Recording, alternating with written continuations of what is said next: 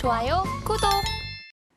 네, 외신 브리핑 시작합니다. 먼저 마감 지수부터 함께 보도록 하겠습니다. 다우지수 0.55% 하락했고요. 나스닥은 0.94%, 그리고 S&P 500 지수는 0.81% 하락하면서 마무리를 지었습니다. 그중에서도 나스닥의 하락폭이 가장 크면서 1% 가까이 급락하는 모습을 좀 보였습니다. 오늘은 파월 의장의 매파적인 발언이 시장에 있어서 투심을 좀 위축시키는 모습이었습니다. 장 초반에는 약보합세를 좀 보이는 모습이었는데요. 파월 의장의 연설이 나오면서부터 국채 금리가 급등을 하기 시작했고요. 지수가 하락을 했습니다. 인플레이션 속도가 둔화되는 것은 고무적이지만 연준이 과연 충분한 조치를 취했냐, 이 부분에 대해서는 확신하기 어렵다라고 이야기를 했습니다. 특히 2% 물가 목표치를 다시 한번 언급을 하면서 다소 매파적인 발언 속에 지수를 끌어내리는 모습이었습니다.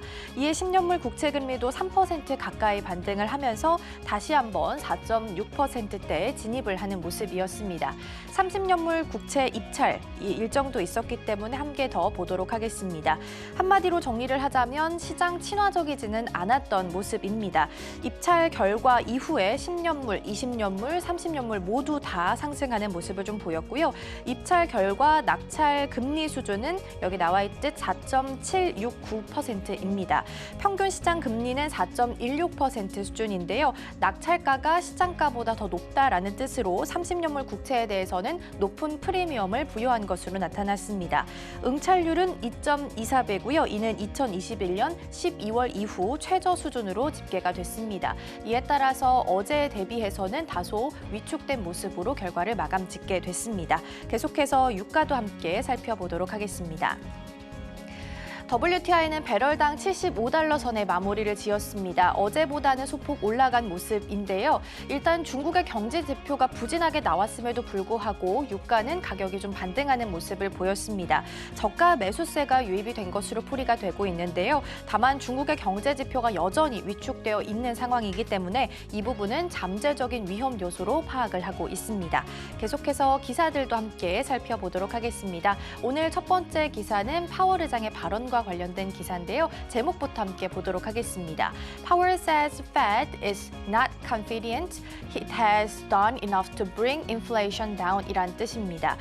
파월 의장 발언과 관련된 내용이고요. 파월 의장은 연준이 인플레이션을 낮추기 위해서 충분히 했다라고는 not confident, 확신하지 않는다라고 이야기를 했습니다. 내용 함께 보도록 하겠습니다. 파월 의장은 인플레이션과의 싸움에 있어서 더 많은 노력이 필요하다라고 말했습니다. 만약 긴축에 더 나서는 것이 낫다라고 판단이 된다면 주저하지 않겠다라고 이야기하기도 했는데요. 특히 지난 몇 번의 긍정적인 데이터를 가지고 호도되지 않을 것이다라고 강조하기도 했습니다. 다소 지난번 FOMC 기자회견보다는 매파적인 발언을 이어가는 모습이었고요. 현재 시장은 추가 금리 인상 가능성에 대해서는 배제하고 있는 모습이지만 파월 의장은 여전히 추가 금리 인상 가능성을 좀 남겨두고 싶어하는 것 같은 분위기를 취하고 있습니다. 이 이후에 CME 패드워치 결과 어떻게 바뀌었는지 함께 좀 살펴보도록 하겠습니다. 12월 금리 전망 보면요. 동결 쪽이 90%까지 파월 발언 전에는 90%까지 올라갔다가 파월 발언 후에 지금 88달러, 지금 현재 기준으로는 85%까지 지금 현재 떨어져 있는 상황이고요. 인상 가능성은 14.6%로 현재 집계가 되고 있습니다. 파월 발언 직후에는 10년물 국채 금리 그리고 달러 모두 다 상승폭을 키워가는 모습을 보였습니다. 여러 연준 인사들의 발언도 있었는데요. 대체적으로는 매파적으로 발언을 했습니다. 미셸 보우만 연준 이사는 인플레이션 하락이 더딘 상황에서는 필요에 따라서 추가 금리 인상에 나서야 한다라고 이야기했고요. 토마스 바킨 리치몬드 연은 총재, 라파엘 보스틱 애틀란타 연은 총재 역시 금리 인상 영향은 완전히 나타나지 않았다라고 언급하기도 했습니다. 이어서 두 번째 기사 함께 보도록 하겠습니다.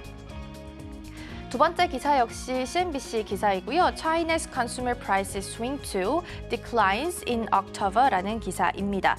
중국의 소비자 물가 지수가 하락세로 다시 한번 좀 돌아서게 되면서 디플레이션 우려가 높아졌다라는 기사입니다. 중국의 10월 소비자 물가 상승률이 석 달 만에 마이너스로 전환이 됐습니다. 10월 소비자 물가 지수는 전년 동월 대비해서 0.2% 하락한 것으로 나왔는데요. 전월에 보합세가 나왔기 때문에 시장 전망치를 모두 하회하면서 마이너스로 전환을 하게 됐습니다. 지난 8월 0.1% 상승으로 다시 한번 반등하나라는 기대감을 주긴 했는데요. 석 달 만에 다시 한번 마이너스 기록했습니다. 자세하게 좀 살펴보면 특히 식료품 값이 하락하면서 소비자 물가지수를 좀 끌어내리는 모습이었는데요. 가장 비중이 크게 차지하고 있는 돼지고기 가격이 전년 동기 대비해서 30% 가까이 떨어진 것으로 나타났고요. 채소와 과일 등 나머지 식료품 값 역시 하락을 했습니다. 물론 상승한 부분도 있었습니다. 여행이나 항공요금, 휘발유 등 이렇게 비식품 물가는 0.7% 정도 상승을 했는데요. 다만 전체 하락세를 막기에는 다소 역부족인 모습이었습니다. 게다가 여전한 부동산 시장 침체, 이 또한 내수 경기 회복에 있어서는 재앙 요인으로 작용을 하고 있는 모습입니다. 이날 10월 PPI 생산자 물가지수도 함께 공개가 됐는데요. 전년 동기 대비해서 2.6% 하락을 했습니다. 13개월 연속 계속해서 마이너스를 벗어나지 못하는 모습입니다. 소비자 물가지수는 석 달 만에 마이너스로 전환이 됐고 생산자 물가지수는 하락폭이 더 커지게 되면서 디플레이션이라는 단어가 나오게 됐는데요. 즉 경기 침체 속에 물가 하락에 대한 우려가 다시금 고개를 좀 들고 있는 상황입니다. 다만 일각에서는 경기 부양책에 대한 효과가 본격화되는 시점이 연말이기 때문에 연말의 경제 지표를 살펴봐야 한다라는 의견도 나오고 있는데요. 정부가 8월과 9월에 이 경기 부양을 위해서 내수 부양 조치를 계속해서 쏟아냈기 때문에 이 효과를 확인하기 위해서는 3개월에서 6개월 정도의 시간이 더 필요하다라고 이야기하는 겁니다. 과연 연말에는 이 부양책 효과가 좀 나타날 수 있을지 이 부분 유의 깊게 지켜보셔야겠습니다. 이번에는 섹터별의 움직임 함께 살펴보겠습니다. 11개 섹터 모두 다 오늘은 조금 약세를 보이는 모습이었습니다. 특히 테슬라 같은 경우에는 5% 넘게 급락을 하는 모습 보였고요. 빅테크주도 오늘은 좀 약세를 보이면서 급락하는 종목들이 좀 곳곳에서 보였습니다.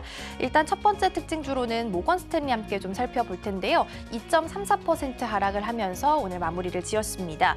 미 연준이 모건 스탠리를 겨냥한 조사를 시작했다라고 밝혔습니다. 모건 스탠리가 해외 부호들의 자금 세탁에 있어서 제대로 걸렀는지 확인하겠다라는 건데요. 모건 스탠리가 정기 심의에서 고객에 대한 실사 그리고 자금 세탁 방지 노력이 부족했던 것으로 드러나게 되면서 이 부분에 대해서 조사를 조금 더 확대하겠다라고 이야기를 한 겁니다. 앞서 연준은 모건 스탠리를 비공개로 질책을 했고 자산관리 부문 책임자와 이 문제를 어떻게 해결할 것인지 논의한 바도 있었는데요. 다만 문제가 개선되지 않게 되면서 연준은 모건 스탠리가 자금 출처를 어떻게 심사했는지 조사하겠다라고 의지를 표명을 했습니다. 일단 자산관리 분야는 모건 스탠리의 사업에 있어서 50% 정도를 차지할 만큼 굉장히 큰 부분을 차지하고 있습니다. 최근에는 라틴 아메리카를 중심으로 해서 해외 고객을 유치하기 위해서 여기에 특화되어 있는 재정 전문가들을 채용하기도 했는데요. 모건 스탠리는 이와는 별개로 베네수엘라 기업가가 전 석유부 장관의 자금 세탁을 돕는 것을 허용한 혐의로 미 당국의 합동 조사도 현재 받고 있는 상황입니다. 조사 이후 모건 스탠리는 이 결과를 어떻게 받아들이게 될지 또 결과에 따라서 주가의 흐름은 어떻게 변동이 생길지 계속해서 지켜보셔야겠습니다. 이어서 이번에는 테슬라 함께 살펴보겠습니다. 전일 대비해서는 5.46% 정도 급락을 했고요. 210달러 선도 하회하면서 오늘은 209달러 선에서 거래를 마치게 됐습니다. 일단 밤 사이에 있었던 소식부터 먼저 좀 살펴드릴 텐데요. HSBC가 테슬라에 있어서 투자 의견을 매도로 하향 조정했습니다. 장기 목표에 대한 신뢰도가 떨어져 있다. 그리고 머스크의 리더십에 있어서도 문제가 있다라는 발언을 하게 되면서 지수를 좀 끌어내리는 모습이었고요. 이슈도 하나 체크를 해보도록 하겠습니다.